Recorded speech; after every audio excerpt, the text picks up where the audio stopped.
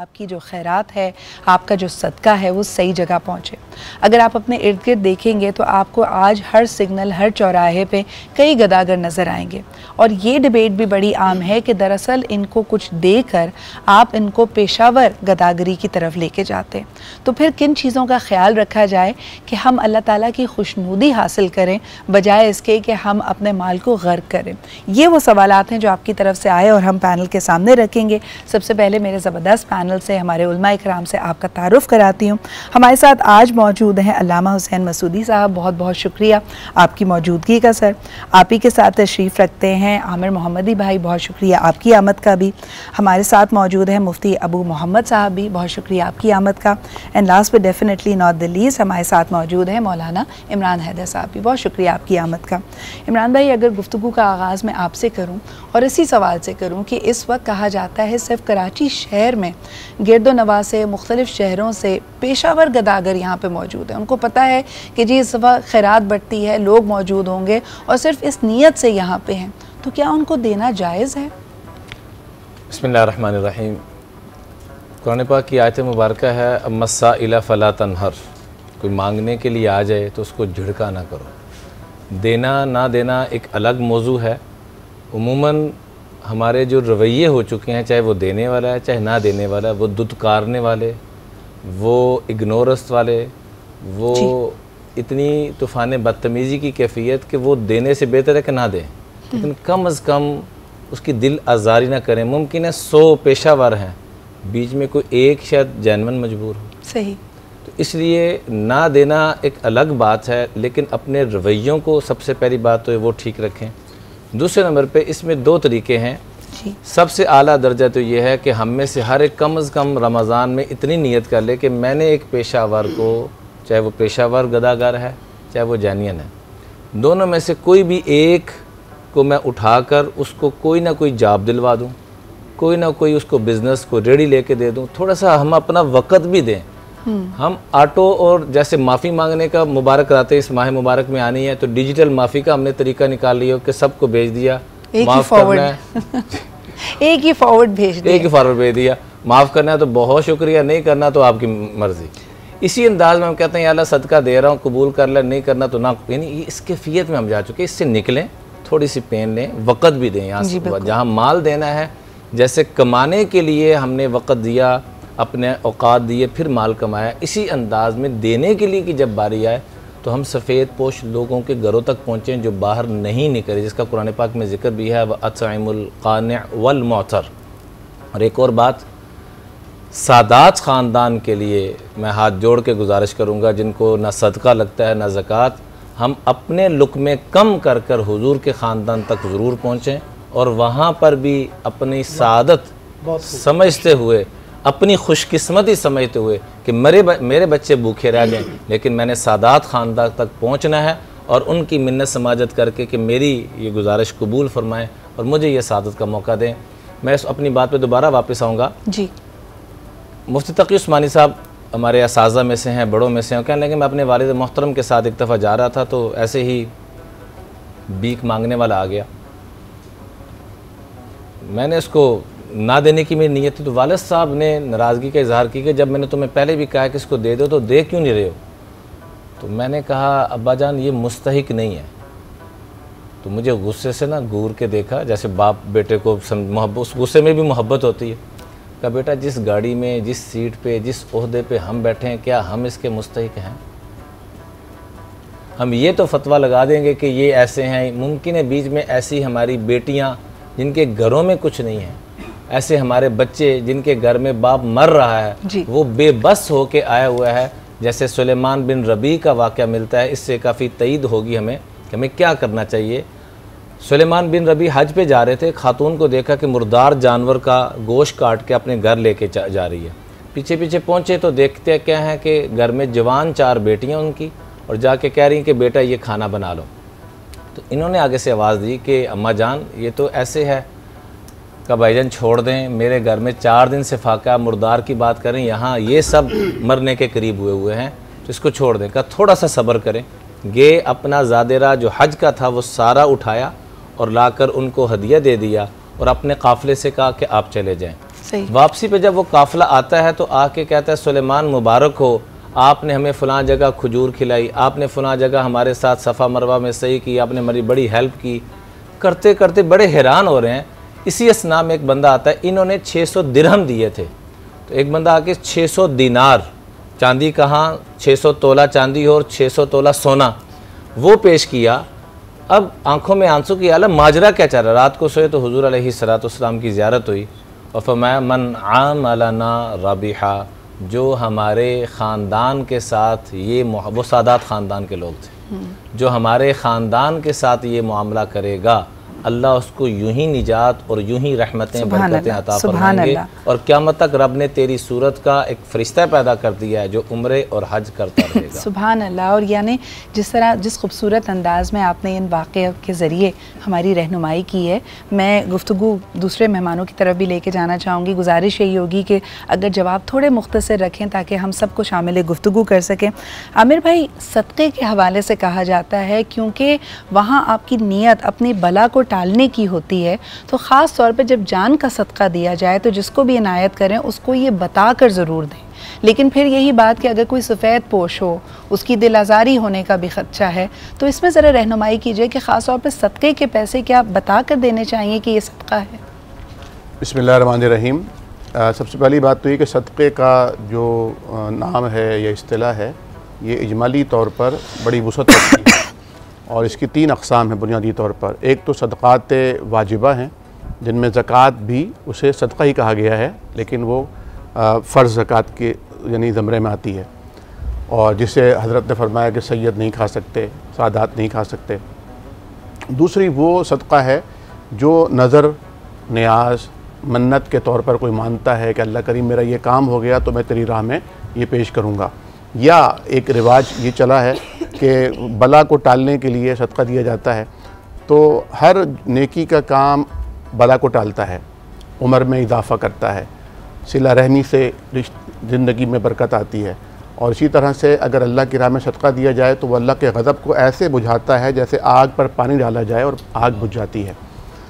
तो हमारे यहाँ जो ये जान का सदका, जान के ज़रिए कि बकरा काला बकरा होना चाहिए, और अगर किसी की बकरे की हैसियत नहीं तो मुर्गी होनी चाहिए, वो काले रंग की होनी चाहिए, ये तसव्वुर आमियाना है और किसी भी मकतब फ़िक्र के अहले इल्म ने इसकी हौसला अफजाई नहीं की है। आमिर भाई, तो ये खून बहा का जो तसव्वुर है और कहा जाता है कि ये, आप मेरी रहनुमाई कीजिएगा कि कुरानी आयात का मफ़हूम भी है कि क्या तुम समझते हो कि ये सदका, ये गोश्त या ये खून हम तक पहुँचता है और उसकी तरदीद की गई है, वहाँ पर थोड़ी वजाहत कीजिएगा। वहाँ बुनियादी तौर पर तो खून बहा की जो आपने इस्तिलाह इस्तेमाल की, वो तो अगर खुदा न खास्ता कोई कत्ल किसी से हो जाता है तो उसकी दियत के तौर पर जो वो खून बहा कहलाता है।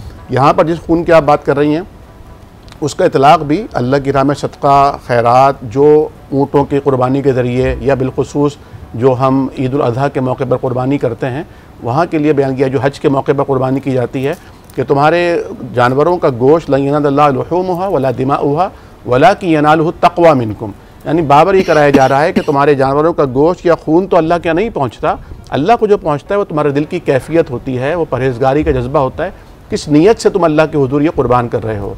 और इसमें कोई हर्ज नहीं है कि अगर कोई इंसान जानवर ज़िबा करता है और उससे लोगों को गोश्त पहुंचाता है और वो खाना खिलाते हैं, बिल्कुल अच्छी बात है, लेकिन ये फ़र्ज़ और वाजिब की हैसियत नहीं है। मिसाल के तौर पर किसी को ज़रूरत है दवा की और आप उसको मुर्गी जाके दे रहे हैं, उसे ज़रूरत है इस वक्त आटे की, गंदम की, और आप उसे बकरे का गोश्त पहुँचा रहे हैं, तो यहाँ पर ये देखना पड़ेगा कि उस वक्त जिस चीज़ की ज़रूरत है। तीसरी जो चीज़ है सदक़े की, वो है जिसके बारे में फरमाया कुल्लु मारूफ़ इन सदक़ा, यानी इस्लाम ने हर अच्छी बात को, हर अच्छे जुमले को, हर अच्छे एक्शन को, हर अच्छे एक्ट को, हर अच्छी सोच को सदका करार दिया है। इवन ये कि अगर आप अपने भाई को एक गिलास पानी दे देते हैं, जिसको हदीस में कहा गया अपने भाई के डोल में पानी डाल देना, या आप उसे पहनने के लिए कोई जूती दे देते हैं, कोई कपड़ा दे देते हैं, या उसे रास्ता बता देते हैं, या रास्ते की तकलीफ़ दे चीज़ को हटा देते हैं, या आप उसे कोई अच्छा जुमला कहकर खुश कर देते हैं।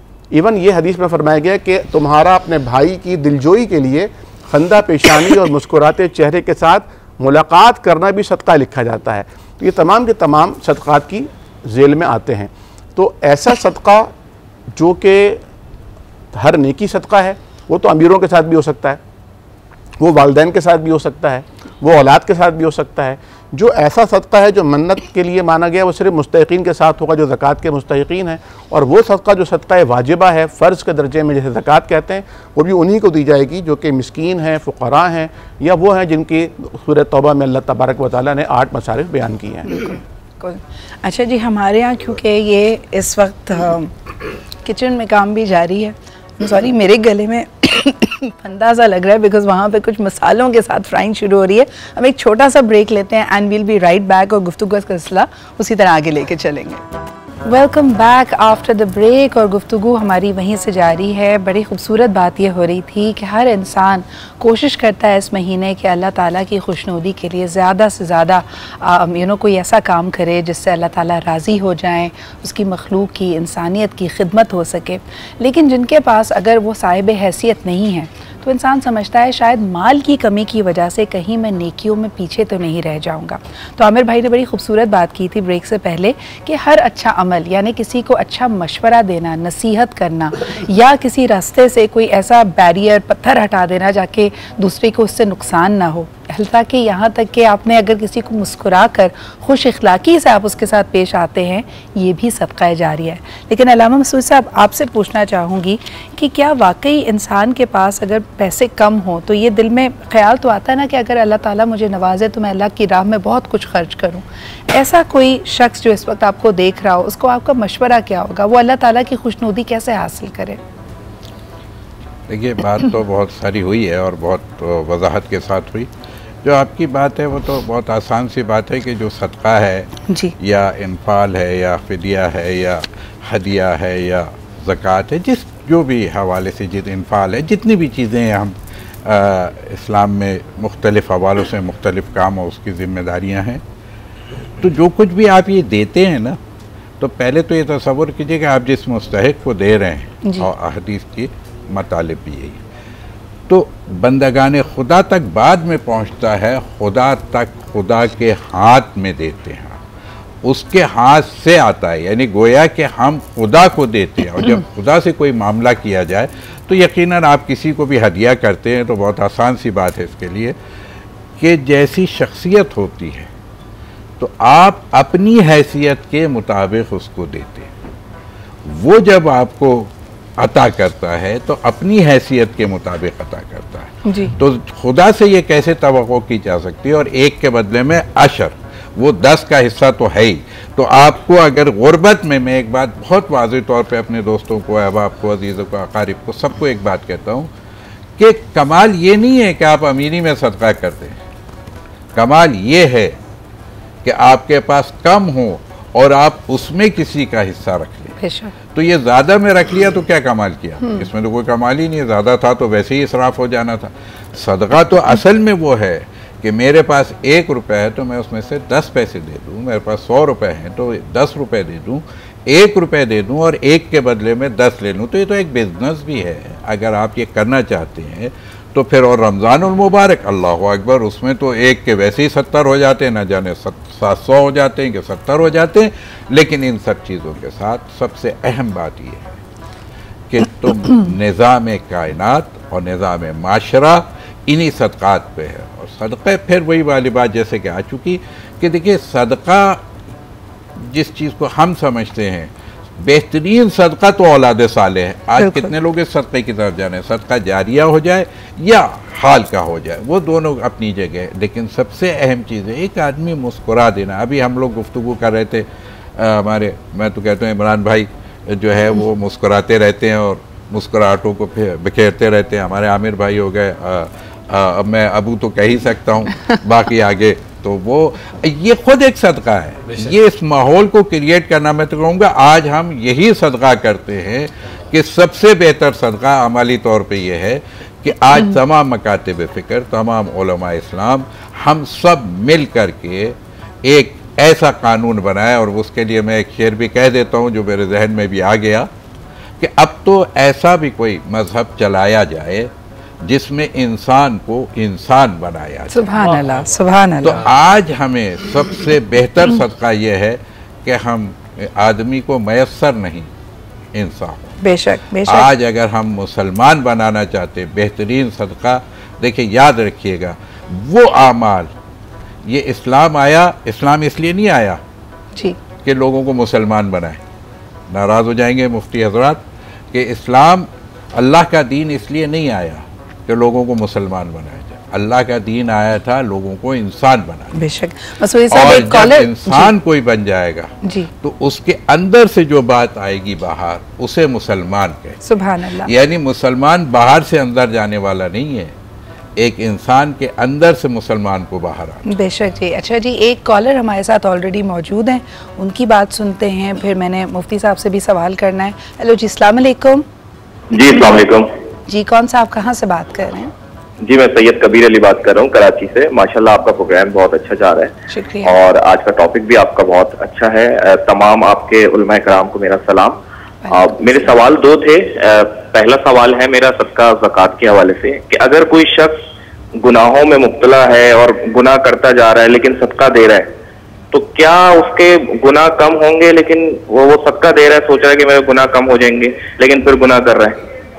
तो इस बारे में बताइएगा। और दूसरा मेरा सवाल थोड़ा आपके टॉपिक से हटके है, क्योंकि अभी तरावियां चल रही हैं, लेकिन एक इशू इसमें यह आता है कि कोई कहता है 8 रकतें पढ़े, कोई कहता है 20 रकत पढ़े तरावी में। तो ये जरा थोड़ा क्लियर कर दीजिएगा। ठीक है जी, बहुत शुक्रिया आपके कॉल करने के लिए। मुफ्ती साहब, ये सवाल अगर मैं आपके पास लेके आऊँ, इन्होंने बड़ी अच्छी बात ये की है, और मेरे ख्याल में जैसे वो अंग्रेज़ी में एक कहानी आती है ना, रॉबिन हुड, कि वो वैसे तो चोरी चकारी करता है लेकिन वो गरीबों की मदद करता है, तो क्या वो अच्छा है या वो एंटी विलन है? ये मुगालता इसी तरह का है। तो आप बताइए कि अगर कोई गुनाह को, गलतियों को तर्क नहीं कर रहा, लेकिन साथ साथ सिला रहमी भी है, इंसानियत की खिदमत भी करता है, बड़े बड़े डोनेशंस एंड फंड्स भी देता है, तो फिर अल्लाह ताला के साथ उसके मामलात के ऊपर आप किस तरह उसको समझेंगे? अल्हम्दुलिल्लाहि रब्बिल मशरिक़ैन व रब्बिल मग़रिबैन वस्सलातु वस्सलामु अला जद्दिल हसन वल हुसैन, अम्मा बाद। बिस्मिल्लाहिर रहमानिर रहीम। सबसे पहले तो इनके जवाब की तरफ आते हैं।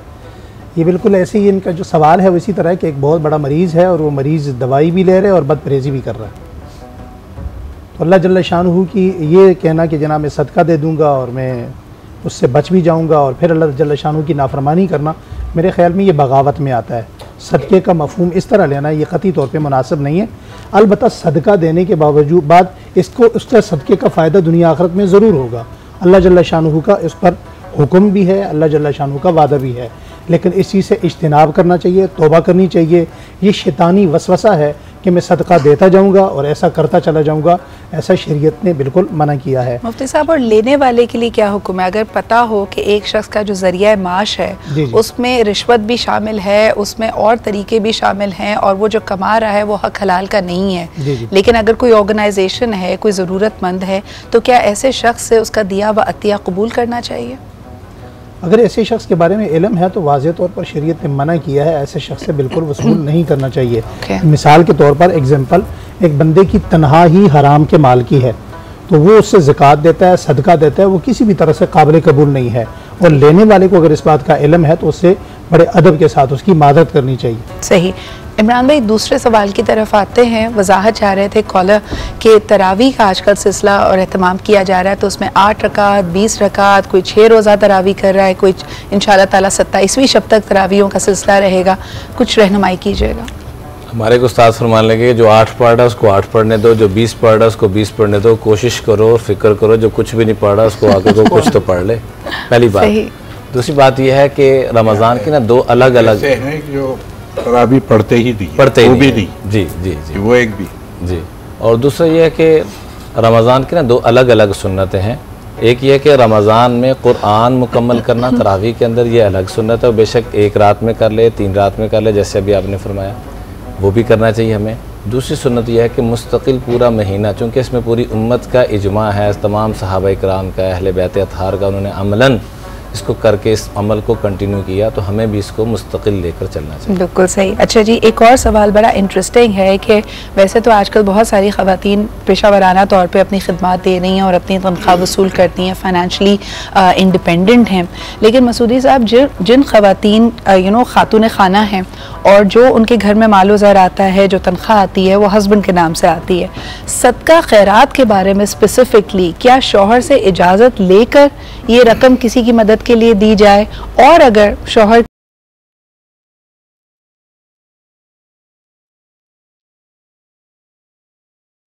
है तो शुक्र को करनी चाहिए। अच्छा, एक और चीज़ जहन में आती है कि अक्सर हम कल की हमारी जो गुफ्तगू थी और आज की भी, हमने कहा कि माल की मोहब्बत में मुब्तला ना हो, लेकिन हमारे यहाँ कई लोग सदका या खैरात इस नीयत से दे रहे हैं कि ये अल्लाह ताला की नेमत है और दिल में कहीं ना कहीं ये खौफ है कि ये नेमत हमसे छिन ना जाए। मिसाल के तौर पे आप नई गाड़ी लेते हैं तो आप फ़ौरन उसका सदका करते हैं, आप नया घर लेते हैं तो आप फ़ौरन उसका सदका करते हैं। तो एक तरह से सदक़े में भी कहीं ना कहीं हमने माल की और उस आसाइश की मोहब्बत को शामिल कर लिया है। इमरान भाई, इस पर मैं चाहूँगी कि आप थोड़ी सी हमारी रहनुमाई करें। बात यह बहन कि हमने सारे अपने मामले हल अल्लाह ही से करवाने हैं, तो ये सदक़े के ज़रिए से हमारी ये नेमत बचेगी, इसका हुक्म भी तो हुज़ूर अलैहिस्सलातु वस्सलाम ने हमें दिया है जी। तो इसलिए इस बुनियाद पर कि या अल्लाह ये जो तूने नेमतें दी हैं मुझसे ये छीने ना, मैं इसकी ज़कात या सदका दे रहा हूँ, तो ये बिल्कुल ऐन शरीयत के मुताबिक है, इस नीयत में कोई हर्ज नहीं है कि अल्लाह मैं तेरी रज़ा के लिए दे रहा हूँ, तूने मुझे नेमतें दी हैं, तूने ही इसकी हिफाजत का तरीका ये बतलाया, तो ये हुब्बे माल में नहीं। हुब्बे माल में वो आता है कि उसको खर्च करना ऐसी जगह पर कि जहाँ अल्लाह का हुक्म है वो रुकावट आए, और उसको वो जिसको कुरान पाक ने जिक्र किया कि रिजालुल ला तुल्हीहिम तिजारतुन वला बैउन अन ज़िक्रिल्लाहि व इक़ामिस्सला व ईताइज़ ज़का, कि वो तिजारत जो इंसान को नमाज से, ज़कात अदा करने से, रब से दूर करे, वो दुनिया की मोहब्बत है। वो तिजारत, वो कारोबार, वो दुनिया कहलाएगा। वो कारोबार दुनिया नहीं कहलाएगा कि जो इंसान को अल्लाह के साथ जोड़े। जो उसको तो कहा अल-कासिबु हबीबुल्लाह, रिज़्क़ हलाल कमाने वाला अल्लाह का दोस्त। अच्छा, एक और फिर सवाल जहन में आता है कि अक्सर अगर हम किसी नुकसान से गुज़रते हैं मुफ्ती साहब, तो वो नुकसान अगर तो यानी इंसान की गाड़ी छिन जाए और वो बेयारो मददगार सड़क पे खड़ा है, तो लोग तसल्ली देते वक्त उसको कहते हैं कि ज़्यादा अफसोस ना करो, बला टली है, ये सदका समझ के इसको कर लो। यहाँ पे तसव्वुर इसको सदका समझना, एक तो इंसान ऑलरेडी एक जुर्म का एक तरह से विक्टिम बना है, दूसरा उसको उस वक्त मलाल भी होगा, क्या ऐसा करना दुरुस्त है? बिस्मिल्लाहिर्रहमानिर्रहीम। दरअसल में सदक़े का जो मफ़हूम है वो बड़ा वसी है। सदक़े का ताल्लुक़ इस्लाम में शुक्र से है जी, और शुक्र अरबी लफ्ज़ नहीं है, ठीक है जी, शुक्र अबरानी लफ्ज़ है। हमारे यहाँ शुक्र कहते हैं, ये भी शुक्र है कि या अल्लाह तेरा शुक्र है, लेकिन शुक्र का जो असल माना है वो क्या है? तकसीम करना। तो अगर आप शुक्र को सदक़े से जोड़ें तो फिर आपको शुक्र समझ आता है कि जो बंदा जितना ज़्यादा तकसीम करता चला जाता है, ये अल्लाह ताला का इतना साबिर और शाकिर बंदा होता है। वो अल्लामा अबू बकर कासानी रहमतुल्लाह अलैह ने फरमाया ना, जो ज़कात अदा करता है वो पशेमान ना होगा, जो सदका देता है वो दोनों जहानों में परेशान ना होगा। तो मेरे ख्याल में सदका देने के बाद भी अगर कोई ऐसा हादसा होता है तो वो उसे अल्लाह की तरफ करना चाहिए कि अल्लाह जल्ल शानुहु ने, ये जुमले बिल्कुल ठीक हैं कि आपको किसी बड़ी परेशानी से अल्लाह ने बचाकर छोटी तकलीफ़ में अल्लाह ताला ने मुब्तला कर दिया है। तो वो बड़ी तकलीफ़ जो टल जाती है, छोटी का चला जाना, ये भी सदक़े का एक हिस्सा है। यानी आपका पर्सपेक्टिव शिफ्ट करने की बात की जा रही है कि इसका मलाल ना करो, जो चला गया, जो बच गया है उसका शुक्र अदा करो। जी जी जी, यहाँ मैं एक बात छोटी सी ऐड ज़रूर करना चाहूँगा। हदीस मुबारक में आता है, ला यदखुलुल जन्नत हिब्बुन वला बखीलुन वला मन्नान। 3 आदमी ऐसे हैं उनको जन्नत की हवा भी नहीं लगेगी। उनमें से ये आखिरी आदमी जिसका जिक्र किया जा रहा है, ये कौन है? आजकल देखें देने का रिवाज बड़ा है, सदका देते भी बहुत हैं, दस्तरखान आपको लगे हुए नज़र आएंगे, पूरी दुनिया में लोग आपको सदका, खैरात, ज़कात, अफ्तारियाँ, ये सारी चीज़ें नज़र आएंगी। लेकिन ये जो बाद में हमारा देने का स्टाइल होता है ना जी, हम अपने मुलाज़म को दे रहे हैं तो उसे इस गरज से दे रहे हैं कि कल को इससे मैं काम ज़्यादा ले सकूँ, आपका सदका ज़कात ज़ाया हो जाएगा। अगर इस नीयत से दे रहे हैं कि कल को ये मेरे काम आएगा, सदका देने के लिए आपने इंतखाब किसका करना है? हज़रत सैयदना हुसैन इब्न अली रज़ी अल्लाह तआला से किसी ने पूछा कि हज़रत सदका किसे दिया जाए, ज़कात किसे दी जाए, सबसे अफजल सदका कौन सा है? फरमाया जिसे तुम जानते ना हो उसे दो, ये सबसे अफजल सदका है। सुभान अल्लाह। या उसे दो जिसके लिए तुम्हारे दिल में खोट है, जिसे तुम्हारा दिल कबूल नहीं करता। अगर आपने अल्लाह की रज़ा के लिए देना है तो आप उसे कबूल कीजिए। तो ये जो बाद में हम अपनी ज़ुबान के तीरों से जो निश्तर चलाते हैं ना, इससे आपका कोई सदका ज़कात कबूल नहीं होता। अच्छा, नंबर 1 आखिरी बात, ये जो हम आजकल देने के बाद हम कैमरे का इंतज़ार करते हैं, कैमरा आएगा, पिक्चर आएगी और डिस्प्ले होगा। मेरे ख्याल में डिस्प्ले से सदक़े का कोई ताल्लुक़ नहीं है। सदका अल्लाह की ज़ात को देना चाहिए। कि अब आजकल जो होता है, हम देते कैसे हैं कि वो बैनर बड़ा होता है, नेकी छोटी होती है, कैमरा बड़ा होता है, पिक्चर बड़ी होती है, और देने का अंदाज़ क्या होता है। फिर हम देते भी किसे हैं, क्या हमारे देने का जो इंतखाब है वो क्या है, वो तलाश करके है। लेकिन दोनों चीज़ों का हुक्म है। अल्लाह के नबी सल्लल्लाहु अलैहि वसल्लम का, सहाबा इकराम का स्टाइल क्या था, वो देने वाले के दरवाजे पे खुद जाते थे।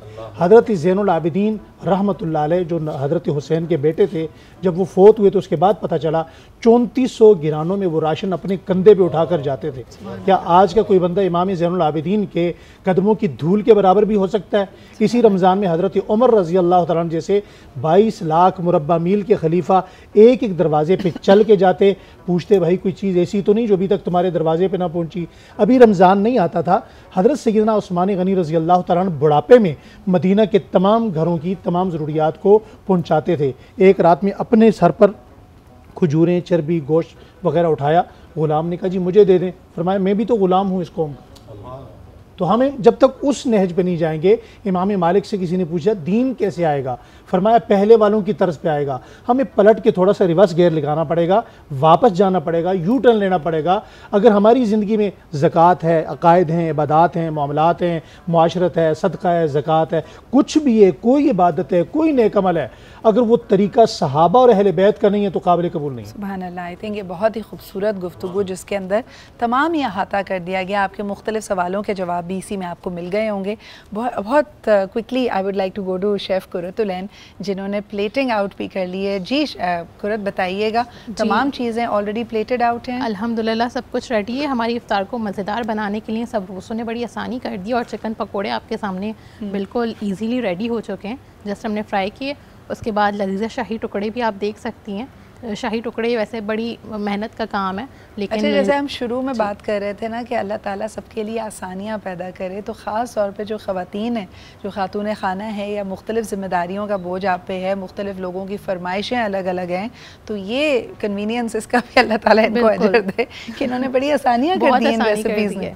तो हमने लजीज़ा शाही टुकड़े से जल्दी से शाही टुकड़े भी बना लिए और आपकी इफ्तार को मज़ेदार बना दिया। बहुत शुक्रिया, थैंक यू सो मच। अच्छा जी, अब आखिरी few minutes of the show, आपकी यकीनन हमारे पास सवालात भी आ रहे हैं। आमिर भाई, एक खैरात और सदका, इसके बीच की जो तफरीक है वो उसकी थोड़ी वजाहत कर दीजिएगा। ये मैंने अर्ज़ किया ना कि हर अच्छी बात सदका है जी, और खैर के हर काम को खैरात करार दिया गया है। लेकिन यहाँ पर चूँकि माल की निस्बत से बात हो रही है, तो माल की निस्बत में मैं अर्ज़ करूँ कि जो फ़र्ज़ सदका है वो ज़कात है, जो हर साल अपने माल की निकालना ज़रूरी है, और अगर कोई नहीं निकालता है तो फिर वो अल्लाह तबारक व तआला के यकीनन जवाबदेह होगा। दूसरी बात यह है कि जो आम तौर पर खैरात है, जो नेकी के काम हैं, भलाई के काम हैं, वो आम दिनों में भी करने के हैं, उसके लिए रमज़ान का इंतज़ार नहीं करना चाहिए। इवन ये भी बात समझने की है कि ज़कात देने के लिए साल का गुजरना ज़रूरी है, रमज़ान का होना ज़रूरी नहीं है। रमज़ान का इंतखाब आम तौर पर इसलिए किया जाता है कि इसमें फ़राइज़ का सवाब 700 गुना तक बढ़ा दिया जाता है और नवाफिल का सवाब फ़राइज़ के बराबर कर दिया जाता है। चुनाचे लोग रमज़ान का इंतखाब कर लेते हैं, लेकिन अगर ज़रूरत रमज़ान से कबल किसी को शदीद है तो आप रमज़ान तक उसको होल्ड नहीं कराएंगे, बल्कि आप उसकी ज़रूरत पूरी करेंगे, उस पर आपको अजर मिलेगा। अच्छा, थोड़ा सा मुख्तलिफ सवाल है, लेकिन क्योंकि आया था तो मैंने कहा मैं आपसे पूछ लूँ, और आपने इसका जिक्र भी अभी किया है, क़ज़ाए उम्री, क्या ये अफजल है कि रमज़ान के दिनों में क़ज़ाए उम्री के नवाफिल अदा किए जाएँ? देखिए, क़ज़ाए उम्री के हवाले से जो सलफ़ सालिहीन का मौक़िफ़ आता है वो तो ये आता है कि आप ज़्यादा से ज़्यादा नवाफिल का एहतमाम कीजिए, जो फ़र्ज़ नमाज़ें आपकी छूट गई हैं उस पर अल्लाह से तौबा कीजिए, क्योंकि नमाज़ों का छोड़ना किसी मोमिन और मुसलमान के लिए जायज़ नहीं है जी। तो ये तो या तो कोई मुनाफिक छोड़ सकता है, बल्कि मुनाफिक भी हुजूर के ज़माने में पढ़ा करते थे, अगरचे सुस्ती और काहली के साथ पढ़ा करते थे। काफिर ही छोड़ सकता है, सलातो फ़र्क़ुन बैनल अब्दी वल कुफ़्र, यानी ये काफिर ही जो नमाज़ नहीं पढ़ता। तो अगर नमाज़ें छूट गई हैं तो वो दौर जाहिलियत था। तौबा कीजिए, तजदीद ईमान कीजिए, सदका व खैरात कीजिए, अल्लाह से माफ़ी मांगिए, अल्लाह ताला आपको माफ़ करेगा। इवन कुरान ये कहता है कि अगर आपकी तौबा कबूल हो गई तो आपकी जो सय्यात हैं अल्लाह उन्हें भी हसनात में तब्दील कर देगा। फिर आप नवाफिल का एहतमाम कीजिए, क्योंकि हदीस शरीफ में सबसे पहले कहा जाएगा इसके फ़राइज़ लेकर आओ, फ़राइज़ तोली जाएंगी क़यामत के दिन, और अगर उसमें कोई कमी होगी तो कहा जाएगा इसके नवाफिल लेकर आओ। तो नवाफिल का एहतमाम होना चाहिए कसरत के साथ। बाकी उलमाए कराम, मुफ्तियान कराम बैठे हैं, क़ज़ाए उम्री के हवाले से देते हैं, लेकिन वो जो हीला शुरू हो चुका है वो उलमा उसको तस्लीम नहीं करते कि आपने इस रात को अगर इतनी रकातें पढ़ ली तो आपकी सारी सालों साल की नमाजें जो हैं वो माफ़ हो जाएंगी। वो हीले हमारे साथ ऑलरेडी मौजूद है। आमिर भाई, बहुत शुक्रिया आपके इनपुट का। मुख्तसरन अगर इमरान भाई इस पर आप कुछ वजाहत मज़ीद ऐड करना चाहें before we close the show. सदका के एतबार से सबसे बेहतरीन सदका अपने ख़ानदान को जोड़ना असल में सदका है जी, खैरों को फैलाना। आपके ख़ानदान में, हर ख़ानदान में कोई ना कोई ऐसा बंदा होता है जिसको देखकर सर में दर्द शुरू हो जाता है, और जिसे कहते हैं कि वो पूरे ख़ानदान का ही वो ऐसी जिसका नाम भी आप किसी तरह माइग्रेन के तौर पे जी माइग्रेन के तौर पर, ऐसे बंदे को सदका देना बेहतरीन सदका है कि शायद वो इस सदक़े की बरकत से ख़ानदान के जुड़ने का, एक फ़र्द के जुड़ने का। और दूसरे नंबर पे हमारी वो माएँ बहनें बेटियाँ जिनको तलाक़ हो चुकी है या बेवा हो चुकी हैं, उन पर सदका खैरात करना बेहतरीन सदका है। और आज के दिन में ख़ास तौर पे कहूँगा, अभी मैं एक पोस्ट पढ़ा था, आज मुफ्ती अबू मोहम्मद साहब भी रो पड़े, मुझे भी रोना। अभी थोड़ी देर पहले फ़लस्तीन में एक बच्चे ने पेट पे पत्थर बांधा हुआ है, इतना खूबसूरत बच्चा कि यकीन करें कि जिसे कहते हैं देख के इंसान का दिल खुश हो जाए कि इतने खूबसूरत रब ने इंसान बनाए। और वो मासूम बच्चा अपने पेट पे पत्थर बांधे हुए और ऊपर रस्सियाँ लगाई हुई उस बच्चे ने, और जो इमदादी कारवान आ रहे हैं वहाँ पर, वो जालिम उसको ऐसा बखेर रहे हैं कि वो रेत के अंदर आटा मिक्स हो रहा है, उसमें से बच्चे छान के अपनी जेबों में भर के लेके जा रहे हैं। तो अल्लाह का वास्ता है, ये हालात टेंशन वाले, परेशानी वाले किसी भी सूरत में किसी पे भी आ सकते हैं। मैं हाथ जोड़ के तमाम उम्मत से मिन्नत करूँगा कि उन घरानों को अपना घराना समझते हुए, उन बच्चों को अपना बच्चा समझते हुए, उन बहनों को अपनी बेटियाँ समझते हुए दिल खोल कर अपनी 10 डिशों को 5 पे ले आएँ, 4 पे ले आएँ, मैं नहीं कहता सारा कुछ दे दें, कम से कम कुछ तो करें। और जहाँ इंसान अपने आप को बेबस महसूस करे, क्योंकि आपने जैसे जिक्र किया कि फ़लस्तीन की जो भी फुटेज हमारे पास आती है, जो हालात है, इंसान का यकीनन दिल खून के आंसू रोता है और अपने आप को आप बेबस महसूस करते हैं। लेकिन एक मोमिन का, एक मुसलमान का सबसे बड़ा हथियार उसकी दुआ है। अल्लाह ताला की बारगाह में अपने लिए और दूसरों के लिए, तमाम उम्मत के लिए आसानियों की और खैर की दुआ कीजिए। बहुत बहुत शुक्रिया आमिर भाई, मसूदी भाई, मुफ्ती साहब और इमरान साहब, बहुत बहुत शुक्रिया आप लोगों की आमद का। और कुरत के साथ तो हमारा सिलसिला इसी तरह 30 दिन तक जारी रहेगा। आपका हमारा साथ होगा रोज़ाना 1 बजे से लेके 3 बजे तक इन आवर प्री इफ्तार पारान रहमत ट्रांसमिशन।